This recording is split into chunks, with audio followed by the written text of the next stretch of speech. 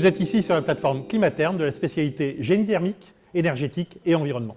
On apprend à concevoir les dispositifs qui vont traiter de ces domaines et on apprend aussi comment les dimensionner, les installer et les maintenir. C'est penser aujourd'hui, demain. Si l'on ne change rien, on sera largement au-dessus d'1,5 degré. On commence à voir aujourd'hui les manifestations très concrètes du changement climatique et effectivement, on a de plus en plus d'apprenants, d'étudiants, d'apprentis qui souhaitent être partie prenante d'une solution pour éviter le pire. Les étudiants, ce sont les jeunes, ce sont ceux qui n'ont finalement pas été préformatés, on va dire ça comme ça, et qui se donnent l'opportunité peut-être parfois de nous bousculer. Et je crois qu'on a besoin de cette fraîcheur.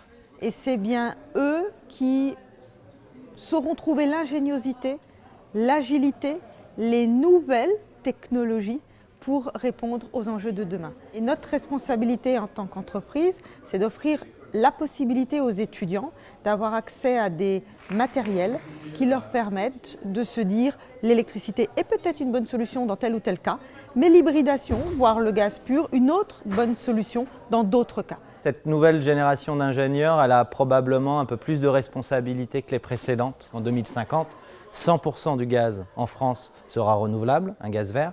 Et pour relever tous ces défis, on a besoin d'ingénieurs engagés, motivés, spécialisés. Et une des particularités de l'INSA Strasbourg, c'est que culturellement, historiquement, on a des profils très pointus et très bons sur le domaine du génie thermique, de l'environnement et du génie climatique.